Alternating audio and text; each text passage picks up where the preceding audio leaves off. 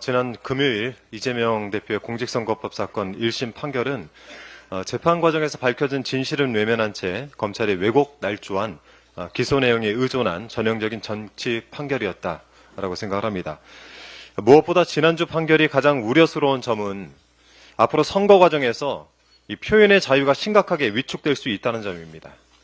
우리 대법원은 일찍이 선거를 전후해서 후보자 발언을 문제 삼아 고소 고발이 이어지고 이로 인하여 수사권의 개입이 초래된다면 필연적으로 수사권 행사의 중립성에 대한 논란을 피할 수 없을 뿐만 아니라 선거 결과가 최종적으로 검찰과 법원의 사법적 판단에 좌우될 위험에 처해짐으로써 국민의 자유로운 의사로 대표자를 선출한다는 이 민주주의의 이념이 훼손될 우려가 있다라고 판시한 바 있습니다.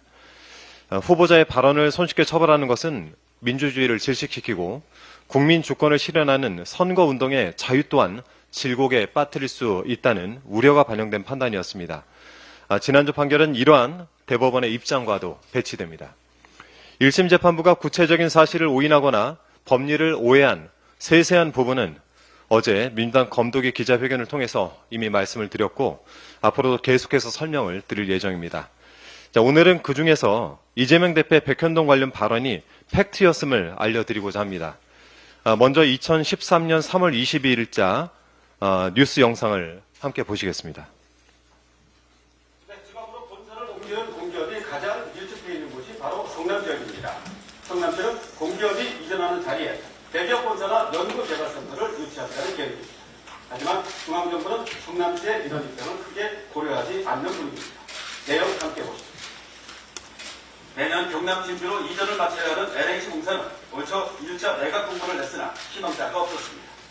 LH의 매각 공고는 중앙정부 결정에 따른 것으로 공사가 위치해 있는 성남시와는 사전 협의가 없었습니다.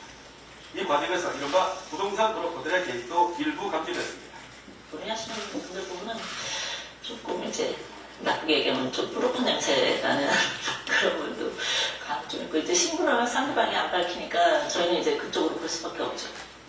성남시가 우려하는 건 바로 이런 상황입니다. 개발 이익에 중립한 업자들이 개입할 경우에 공격 부지가 엉뚱한 방향으로 개발되면서 지역 경제에 오히려 독이 될 수 있다는 겁니다.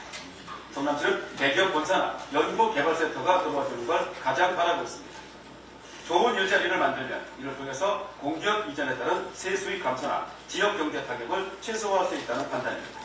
성남시는 이미 기업 유치를 위한 전담팀을 만들어 국내 30대 그룹 담당자들을 접촉하고 있습니다.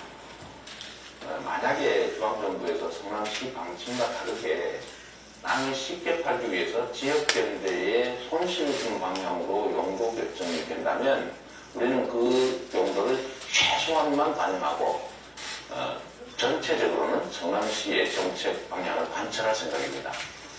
정자동의 등기를 건 LHN 본사 부지는 당초 성남시의 공공용지였습니다.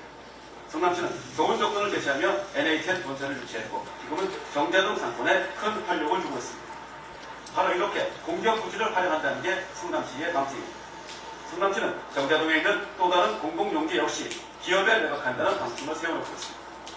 성남은 현재 LH공사를 비롯해서 한국도로공사와 한국식품연구원 등 5개의 공기업이 입주해 있고 내년 말까지 지방 이전을 마쳐야 하는 상황입니다.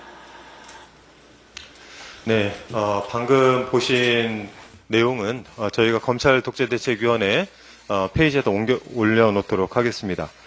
자, 2013년 당시 뉴스에서는 지방으로 본사를 옮기는 공기업이 가장 밀집해 있는 곳이 바로 성남 지역인데 성남시는 공기업이 이전하는 자리에 대기업 본사나 연구개발센터를 유치한다는 계획이었습니다. 하지만 당시 박근혜 정부는 성남시의 이런 입장을 크게 고려하지 않는다라고 보도를 합니다. 자, 이렇듯 중앙부처와 성남시 사이에는 공공기관 이전을 둘러싸고 갈등이 심했었습니다. 이재명 당시 성남시장은 성남시의 배드타운화를 막고 자족도시로 만들고자 많은 노력을 하였습니다. 이에 성남시는 공공기관이 이전한 부지를 주거용이 아닌 업무용이나 상업용지로 활용할 계획을 가지고 있었는데 국토부하고 식품연구원은 주거용으로 강력하게 요구를 하고 있어 갈등이 발생했던 것입니다.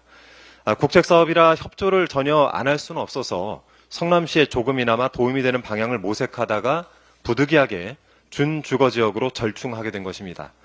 자, 이러한 상황은 여러 객관적인 자료에서 확인되고 또 이재명 대표가 2021년 국정감사에서 했던 발언과도 일치합니다. 이 국정감사 발언도 역시 저희 검독이 유튜브 채널에 올려놓겠습니다. 항소심 법원은 부디 이 점을 꼭 살펴서 공정한 판단을 내려주시기 부탁을 드립니다. 아울러 오늘 민주당 검찰독재대책위원회 유튜브 채널을 정식으로 오픈을 합니다. 말씀드린 자료들이 다 올라가 있으니 같이 좀 봐주시면 감사하겠습니다. 민주주의를 위협하는 윤석열 정권 정치검찰의 실상을 국민 여러분께 낱낱이 밝히는데 최선을 다하겠습니다. 이상입니다.